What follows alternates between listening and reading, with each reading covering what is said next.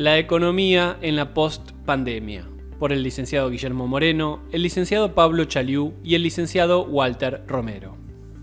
Hace más de 2 años, en Ay, Patria Mía, publicada en BAE Negocios el 2 de mayo de 2018, expresábamos: la Argentina de mayo de 2018 se enfrenta a un escenario en el que convergen los desequilibrios fiscales de 1989, que terminaron con la gestión de Raúl Alfonsín, con los del sector externo de 2001, que significaron la conclusión del gobierno de Fernando de la Rúa. Ambos fenómenos se potencian, generando las condiciones de una supercrisis. Proceso que Cambiemos transfirió, tal cual presente griego, al actual oficialismo.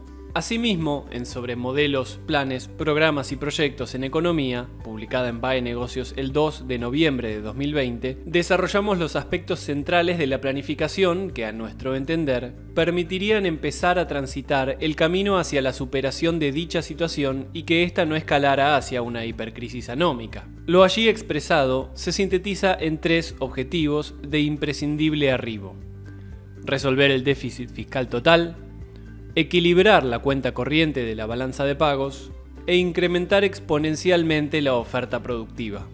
Pues bien, hoy, cuando pareciera que empezamos a vivir los tiempos de la post-pandemia, ¿cuál es el estado del arte? Sobre la situación fiscal. A nadie escapa que es posible resolver el déficit fiscal total por la mejora de los ingresos o por disminución del gasto, es decir, ajuste. Claro está, las consecuencias son diametralmente opuestas. La semana pasada arribó una misión del Fondo Monetario Internacional para iniciar una negociación tendiente a reprogramar el pago de la deuda con ellos contraída por la anterior gestión gubernamental. Por los estatutos constitutivos del FMI, la única posibilidad de repactar las acreencias de un país deudor con la institución a mediano y largo plazo es a través de un acuerdo de facilidades extendidas.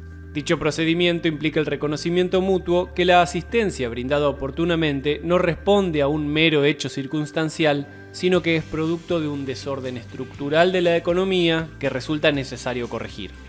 En este marco, que se debatan temas como el índice de actualización de las jubilaciones y pensiones, la pertinencia de los subsidios al aparato productivo o el poder adquisitivo de los sueldos y salarios, entre otros, corresponden a decisiones procedimentales elegidas por el Poder Ejecutivo. Ahora bien, el inicio de las conversaciones tiene como punto cero la situación fiscal descripta por la información brindada por la Secretaría de Hacienda, donde se destaca que el déficit fiscal primario fue de 167.181 millones de pesos, contemplando los ingresos por capital.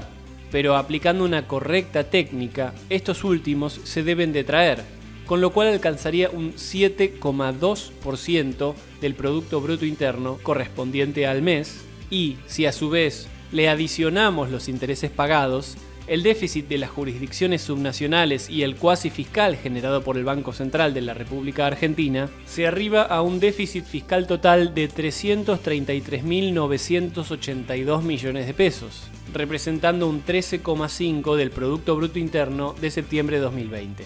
Este de por sí sombrío panorama se complementa con el proyecto de presupuesto 2021, elevado a las cámaras para su tratamiento, donde con un sesgo optimista se manifiesta la intención de administrar la cosa pública con un déficit fiscal total que rondaría entre el 10,1 y el 13,2% del PBI, a todas luces imposible de financiar.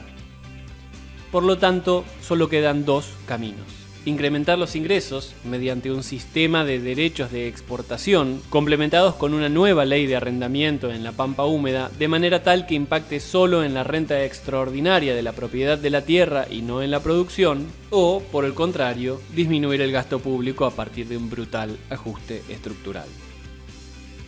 Sobre la situación externa. Ninguna economía es autárquica. Sí se observan distintos grados de interrelación entre los países. Dichos intercambios, ya sean financieros o de bienes y servicios, entre residentes y no residentes de un país determinado, se reflejan en la balanza de pagos. Asimismo, las decisiones de política económica vinculadas a la tasa de interés, al tipo de cambio, a la inflación esperada, a los derechos de exportación y a aranceles o a la administración del comercio, entre otras, impactan directamente en la balanza de pagos. Para el caso argentino, el saldo de la balanza comercial, componente central de la balanza de pagos, adquiere una relevancia inusitada, dado que se ha transformado, producto del nivel de endeudamiento externo y de las evidentes restricciones a la circulación de las personas interfronteras, en la única fuente de acceso a dólares genuinos que permitan el funcionamiento del todo económico. Si bien los hombres de negocios tienen internalizado que la venta se termina cuando efectivamente se cobra, en Argentina el INDEC registra un ingreso potencial de divisas a partir del saldo de la balanza comercial que está en los 11.562 millones de dólares para los 9 meses del corriente año.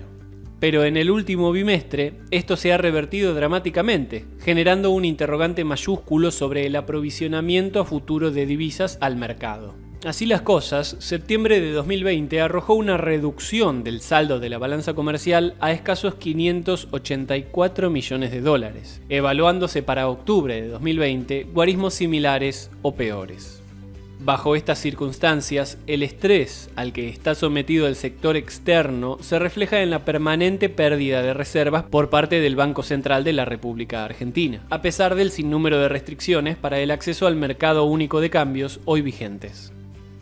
En síntesis, los extraordinarios desequilibrios del sector público y externo heredados se han profundizado e interactúan con múltiples inconsistencias macroeconómicas. Los trabajadores y empresarios del sector privado asisten impávidos a una pérdida de la competitividad sistémica que se verifica en la persistente caída de las exportaciones, un deterioro de los ingresos populares en sueldos, salarios, jubilaciones y pensiones y un descomunal incremento del costo de oportunidad del capital. Sin un mercado externo accesible o un interno pujante y con tasas de interés expropiatorias, el futuro plan de ajuste coordinado con el FMI conducirá a la economía argentina hacia la depresión. Solo un modelo de desarrollo económico permanente y sustentable orientado a la producción, asumido como propio por la dirigencia política, sindical, religiosa, empresarial y social, consensuado con el FMI, podrá evitarla. La economía en la post-pandemia, por el licenciado Guillermo Moreno, el licenciado Pablo Chaliú y el licenciado Walter Romero.